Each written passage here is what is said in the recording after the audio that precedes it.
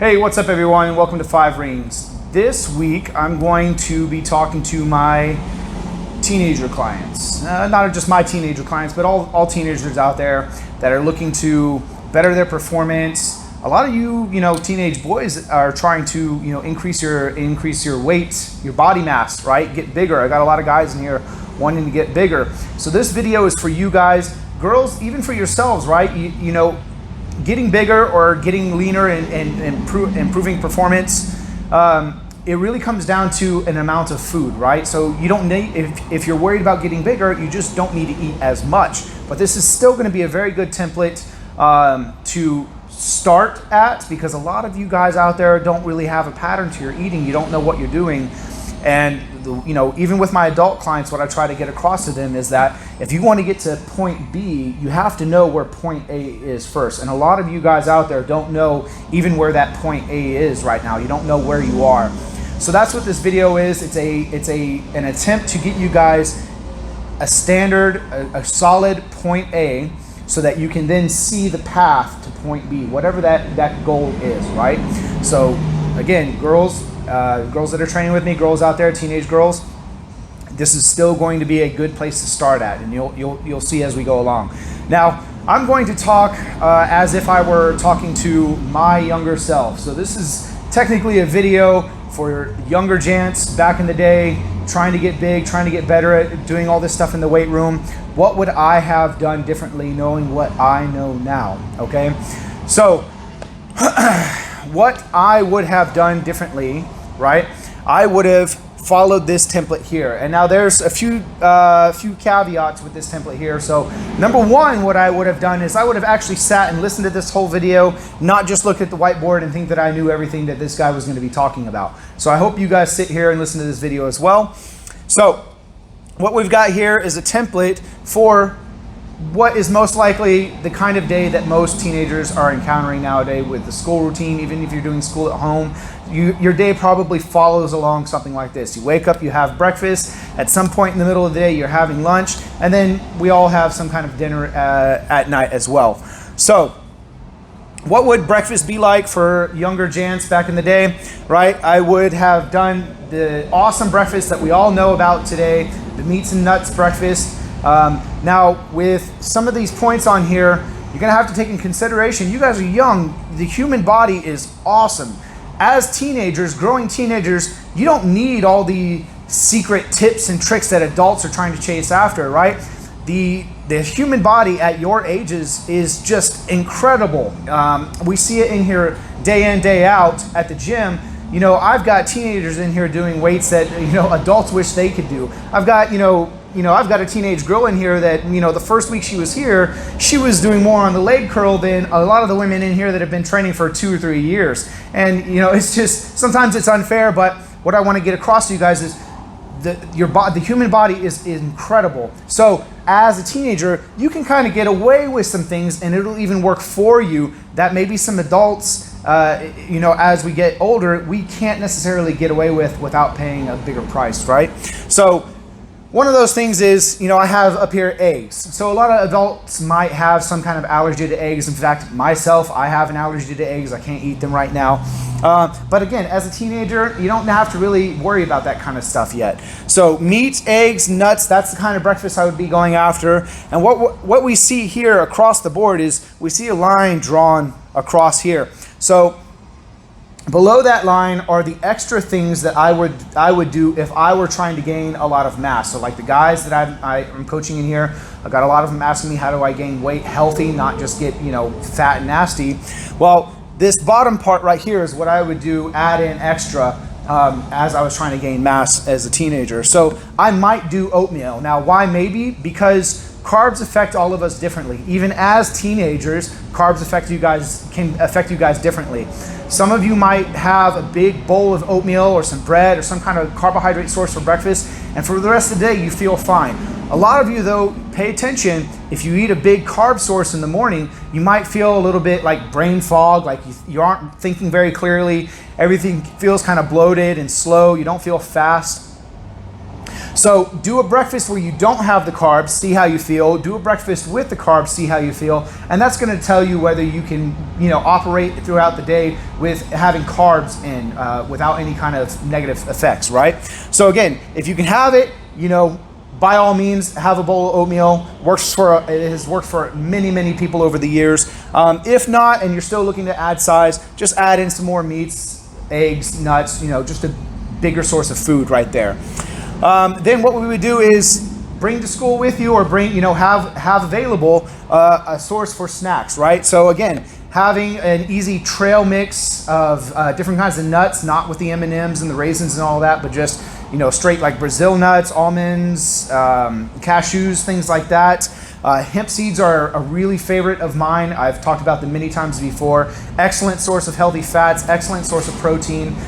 So you can get hemp seeds. There are all kinds of jerkies out there too, and I'm not talking about the gas station kinds of jerkies. I'm saying, get on Amazon, get your parents' permission, and look up something like, I think the company is called Epic Meats, and they have all kinds of wild meat jerkies: salmon, elk, deer, bison, boar. So there are really great options nowadays that you guys have that I didn't have as a kid. So you can easily have, like 20 grams of protein from elk in your backpack, which is totally awesome, right? So nuts, jerky, and again, if you're looking to add more and more calories to your day to add that mass, right? You can do the classic peanut butter, honey, banana combo. You can have, another thing is that if you're wanting to be a little bit more conscious about your sugar intake, maybe that's not the way to go. You're going to have to start learning to like rice a lot, right? And I've interacted with a lot of teenagers around the country and around the world, and these are like, some amazing, awesome teenagers. In fact, one is here in Georgia, and I've talked with his dad and seen his routine, and the kid goes through a ton of rice, and a lot of kids do this around the world. Actually, it's a pretty common practice. So you can pre-cook your rice. Rice is super easy. If you're a teenager and you can't cook rice, there's something wrong, right? If you're an adult and you can't cook rice, there's something really wrong. So you can pre-cook rice at the beginning on Sunday or Saturday and have enough rice to go through the rest of the week. And you can have it cold. You're just going to have to kind of learn, how to like it. And you can find some things to make it taste better. Soy sauce, just salting it. I'll let you decide. Maybe you guys have some gross taste buds out there that, mustard or whatever. Ugh. But anyways, prepping rice to have as a source of calories and snacks throughout the day for your week is a great strategy as well. And you'll see that we've got rice all throughout the day. So then lunchtime comes, and what I have here is protein and fats. Now, you may or may not have control over what you have for lunch, but if you don't, then what you want to prioritize is your protein and your fat sources. Now, I know as teenagers this may be kind of confusing, so I'm going to make available to you guys on the 5 Rings Barbell website, 5ringsbarbell.com. If you go to articles, there will be an article of sources of fats, carbs, and proteins to make it a little bit more simple for you guys to understand where these macronutrients are coming from, okay? So again, lunchtime comes, you want to prioritize your protein and your fat intake, minimize your carbohydrate intake, even more so if you found out that you don't operate very well with carbs. Here's why I want you to maybe minimize your carbs throughout the day. It has nothing to do with your body composition, losing fat, or anything like that. It has to do with, one, like I said, sometimes carbs make us feel slower, bloated, groggy, whatever. But the other thing is the what's called the thermogenic effect, right? So it takes a lot more energy for your body to break down protein and fats in order to utilize them for energy. What that ends up doing is you'll find that as you eat more protein and fat, you're even hungrier, right? It's like not filling you up. You're eating a ton of this stuff and you just feel like you got to eat more. Well, that's what we're going after anyways, right? And you don't want to run into that problem where you eat breakfast, a ton of oatmeal, you feel full, and now you're not eating the rest of the day, right? So if you're prioritizing your proteins and your fats throughout your day, you're going to stay hungry and you're going to build up that calorie number really high. And again, you're going to see that you're going to be reaching that mass goal that you have in mind a lot sooner rather than later. So those two reasons are why I want you to maybe experiment with minimizing your carbohydrate sources throughout your day. Don't worry though, you're going to have your times when you do eat your carbs, okay? So again, we've got another snack time somewhere around 2, 3, 4, 5 o'clock. Maybe this is going to be your pre-workout snack that you have, maybe an hour or two before you come to the gym to train. Again, prioritizing maybe a trail mix of nuts or some kind of wild jerky. Again, the PB honey and banana combo works here as well, and you can always resort to the rice here as well. We'll talk about workout stuff afterwards, but when dinner comes time, game on, right? You need to be eating. If you're blessed enough to have a mom that cooks you home meals, you need to, number one, thank her for that, because not every kid does have that. But then you need to show her that you appreciate it by eating a ton of it. Whatever your hunger is telling you at dinner time, obey it, right? Eat until you are full. One thing I would say here at dinner is that you want to, again, limit your sugar intake. Now, I'm going to say that this is mainly for the weekdays, Monday or Sunday through Friday, whatever you want to call it. Limit your sugar intake because it can impact how you sleep, right? And we're going to talk about that here in a second. So again, dinner, eat until you're full. Don't overeat unless you are really trying to pack on the mass, right? But eat until you're full is a good rule of thumb. Limit the sugar intake around that dinner time, but definitely you do want to load up on your carbs here. So more rice, more of the bread, more of the pasta, the grains, all that good stuff. Definitely load up on it here. Again, listening to your body, okay? Now, again, if you're watching this video, you probably work out, right? So post-workout, you definitely want to be taking advantage of what's going on inside of your body, right? So you're telling your body what you wanted to get better at by working out, and you're lifting weights, or you're doing your football or whatever. And now after your workout, you want to provide it the resources to repair and get better at those tasks. So you definitely want to start maybe considering taking a protein shake or having an easily digestible source of protein for after your workout. There's nothing wrong with a really good source of milk after your workout. I know it goes against maybe a lot of things that you hear out there, but again, you guys are teenagers. The human body is amazing and awesome, and there's nothing wrong with some milk after your workout as a teenager. Carbohydrates, and this is the only supplement that I have on this entire whiteboard, and there's a reason why. But I would definitely, if I were talking to my younger self, I would say, Jance, you might want to consider looking into and maybe discussing with your parents getting some creatine. Is it okay? Here's why I have it up here, and I feel relatively confident about having it up here. It is the #1 most researched supplement out there. Literally thousands of studies on creatine showing its effectiveness, its safeness. It's been shown to help everybody from infants all the way to grandparents, like elderly grandparents, and everybody in between, with everything from brain health to eye health to dreaming better, sports performance, absolutely, gaining good mass, absolutely. So again, I feel relatively safe putting creatine up here, talking to teenagers. Again, I'm not telling you to take it. I'm saying you might want to look into it, discuss it with your parents, and see if they're okay with having, creatine. Now, creatine, real quick, I'll just say it's not like this exotic, supplement that you don't find anywhere. Creatine is readily found in nature. And from the articles and stuff that I remember reading back, our ancestors, our great-grandparents and so forth, the quality of meat that they were getting a lot of creatine in their diet naturally through the meat that they were eating.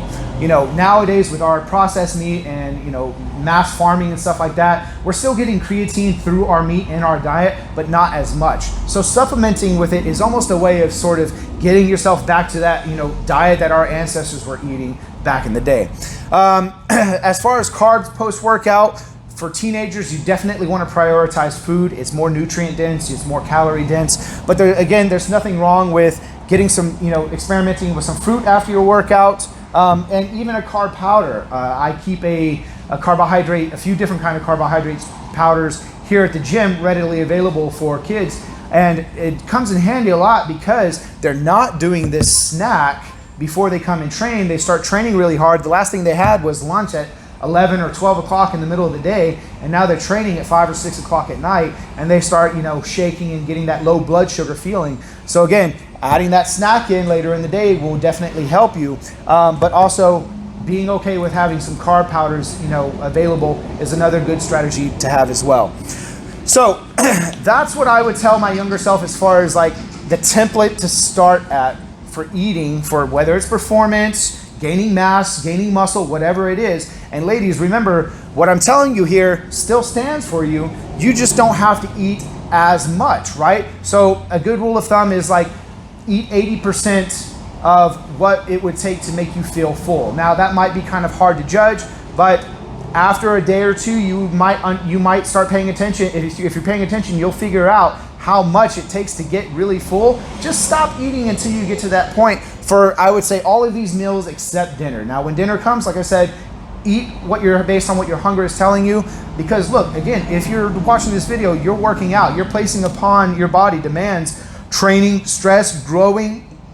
If you're not feeding that, you're probably going to dig yourself into a hole, because not only is your body trying to grow in response to training, but your body's growing just as a human, as a teenager. You're still growing, right? So you've got a lot of things that your body is trying to do with the calories that it's taking in that you may not be aware of, right? So you definitely, unless for medical reasons and you've got a nutritionist and a doctor working with you, you don't want to be severely limiting your calories. You want to grow, you want to turn into this awesome human that you're trying to become.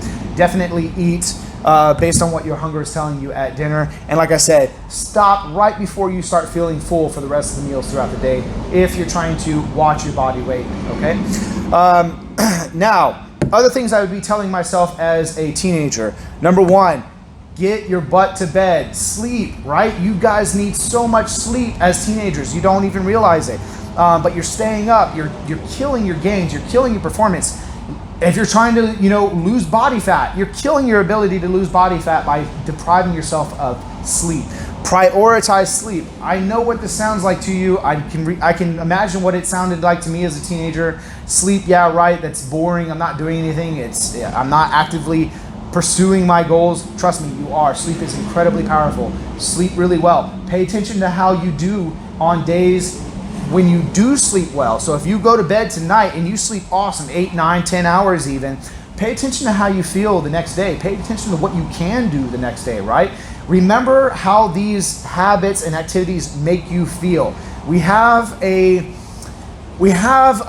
built-in sort of bias, I would say, into paying attention to what makes us feel bad, right? And that's important for survival purposes, right? We definitely don't want to be touching things that are hot. We don't want to stab things into our skin. Those are bad things. They make us feel bad. We remember them very, very well. But we tend not to remember the things that make us feel good, right? And then we oftentimes think that feeling good just happens by chance. Maybe it's just a good day. Maybe my astrological signs are just working well for me today. No, pay attention to what makes you feel good. If sleep makes you feel good, guess what? You need your sleep. If eating well like this makes you feel good, you need to eat well, right? So definitely prioritize sleep. Stretching is another super boring secret that will take you far and beyond your competition. Why stretching? Again, as a teenager, you're growing in many ways. If you're working out, you're growing. You're trying to impose growth upon your body more so than your friends that don't do any kind of sports, don't do any activity, right? They're just growing, and that's all their body has to worry about. But you're trying to get better, so you've got the muscle trying to get bigger, right? And then you've got the bone that the muscle is attached to. The bone is also growing. So you've got the growth of the bone and the growth of the muscle, the expansion of the muscle that your body is trying to cope with.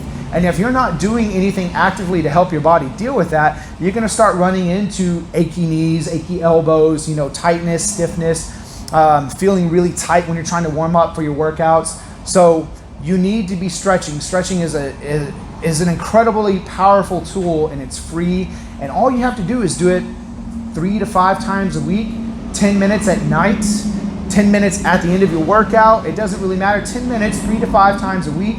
And you're going to see an incredible boost in performance and how you feel and your mobility and everything else you can do. Keep it up throughout your teenager years. Trust me, this is one that's going to pay off big for you. Again, limiting sugar in parentheses during the week. Try to do your best during the week. The reason why I say during the week is, well, number one, I don't have any teenagers that see me on the weekend. They're off doing their own thing. That's cool. But during the week, you're trying to do lots of things that require your body and your mind to be in tip-top shape. You're trying to play sports, you're trying to work out, you're trying to do schoolwork, you're trying to do homework, you're trying to sleep well, right? Sugar negatively impacts all of those things, right? So you're drinking Gatorade, you're drinking apple juice, you're eating candy, you're eating desserts. You're going after all these things that taste good instead of chasing the things that actually are good for you. And again, what you're doing is you're just making it harder to stick to these habits. Sugar is a drug. It acts exactly like a drug on the brain. So it's got an addictive quality to it, and you need to be aware of that if you're trying to limit your sugar intake and do right, by yourself. So is it going to be easy to break away from your sugar habits? No. But you need to be mindful that it's not going to be easy. You need to be prepared for your body's reaction telling you that you want sugar and have something on hand to combat that. Now, I know that, the old trick, just drink water when you're feeling hungry or like you want sugar. That doesn't necessarily work. You're going to want to replace it with like vegetables are an excellent source. Vegetables actually will, with water, help curb some of those cravings. If you have the trail mix of nuts on hand, you can always grab a handful of nuts with the water. That will definitely help curb those feelings. But be prepared for it, okay? And then on the weekends, I'm not saying you're excused, you can go crazy, but on the weekends, just don't worry about it. Don't seek out sugar, but also don't really try to worry and stress out about it at all during the weekends. Your weekend is whatever you want it to be. Friday through Sunday, Saturday and Sunday, whatever it is you want it to be. Just don't stress out about it and do as well as you can during the week. The other thing, you want to drink water. This kind of goes in hand with stretching, but it goes in hand with a lot of things. Drinking water is important, especially as you're growing, because again, just like stretching, you can be limited on the muscles being really tight. You can be limited on the muscles being very dehydrated.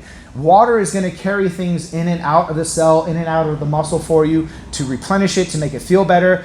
Your mobility, your performance, strength is directly correlated with how well you're hydrated. And here's the thing about hydration. The best analogy I've heard is that it's like, and this may not go well with you teenagers if you're not aware of this, but a dry lawn, right? It's dried out over the summer. It hasn't seen any rain. If you spray it once with water, it doesn't cure the dry lawn right then and there. It takes several applications. And your body is a lot like that too. So you can't just drink well Monday through Friday and then expect it to carry out to be well hydrated Saturday and Sunday, and then also be well hydrated when you get back to working out on Monday.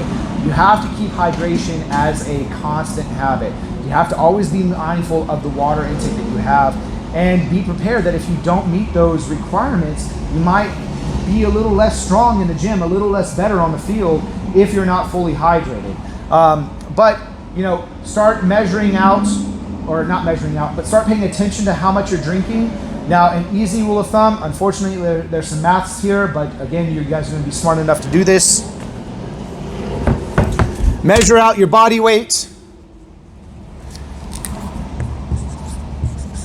and multiply it by 0.6, and that equals the ounces of water that you should probably be starting with, okay? And then again, if you're feeling more thirsty, drink more, but 0.6 times your body weight in pounds, right, is a good starting place for how much water you should be drinking. Adults, if you're watching this video, that works well for you as well. So again, I hope that helps all of you guys. I know that when my younger self finally watches this video, when time travel is invented, I will be much better off nowadays if I had this advice as a teenager. And again, any questions you guys have, if you're here, come in and ask me. But this is an excellent starting point for you guys, no matter what your goal is as a growing teenager. Thanks for watching. I hope you learned something.